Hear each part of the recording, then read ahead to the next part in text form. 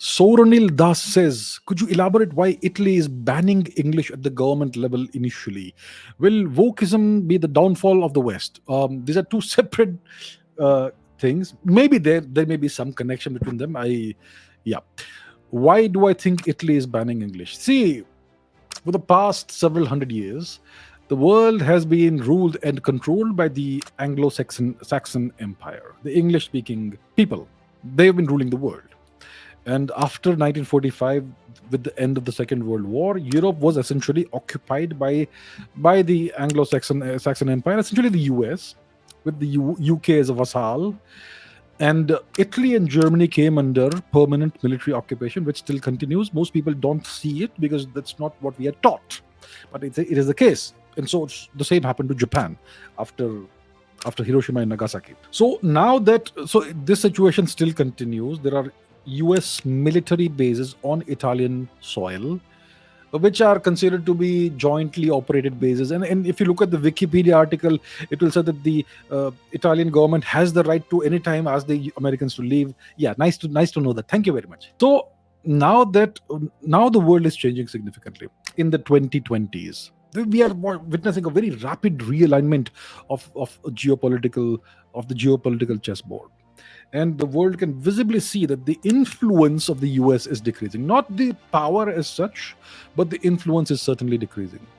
And with this decreased influence, there will be this trend or this desire among the occupied nations to kind of start the process of breaking free from the shackles of the Anglo-Saxon Empire. And so this move by the Italian government to start phasing English out is most likely a step in that direction. Italy and India have reset the ties very significantly with the recent visit of Madame Giorgia Meloni to India. She was given a very warm welcome. She had a great time in India. She was given the greatest of respect, and so India and Italy seem to be resetting their ties, and there's going to be, after many years and decades of not very good relations, but now things are on a different track and things are going well. So all these nations in Europe, especially Western Europe, are now kind of looking eastwards, and they know that they can't really trust China. China is a dangerous nation. China seeks to replace the US or the Anglo-Saxon Empire and create a Chinese empire over the world. Right? So China is a dangerous nation from that perspective. But India is not seen as a threatening nation. India isn't that powerful yet, of course, first of all. Yeah. When India in 20 years maybe reaches where China is today, maybe the world may perhaps ask itself what kind of a power is in India.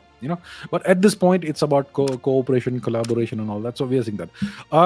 So yes, Italy, maybe that's why Italy is trying to phase English out at certain levels. Will wokeism be the downfall of the West? Yes.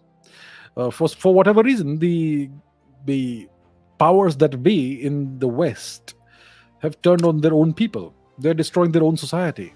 They're destroying the structure, the foundations of society and culture.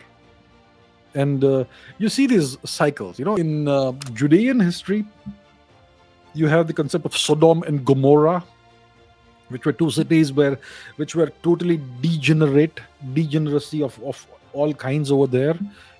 Whatever you traditionally hold as good was kind of abused over there, and whatever you've traditionally seen as bad or evil was celebrated in Sodom and Gomorrah. And then eventually you had the wrath of God, the biblical God that destroyed these two cities.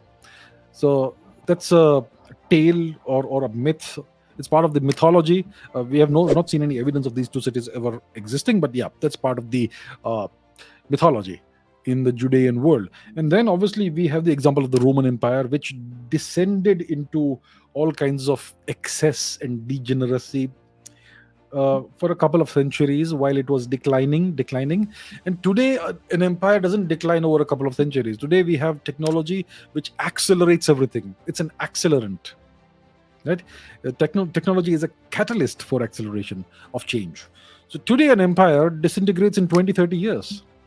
What we call wokeism was earlier called social justice warrior behavior, SJW behavior. Now it's called wokeism. You can call it whatever you want, but they are eating up their own culture and traditions, and they're destroying the society. That's what we're witnessing. So and they're trying to export it to other countries, including in India.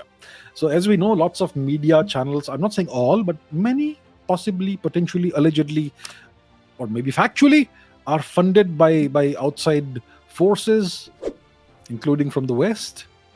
And obviously they will, if they are on their payroll, they will do whatever these outside forces want them to do.